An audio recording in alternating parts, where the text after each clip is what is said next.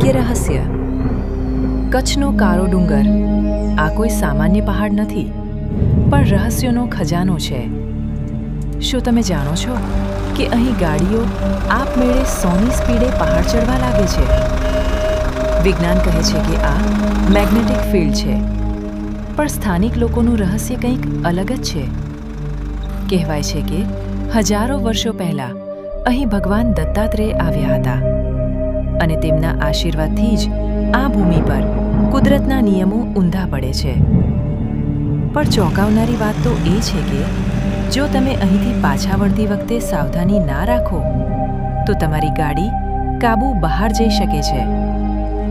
શું આ ખરેખર ચુંબકીય શક્તિ છે કે પછી કોઈ અદૃશ્ય શક્તિનો પ્રભાવ?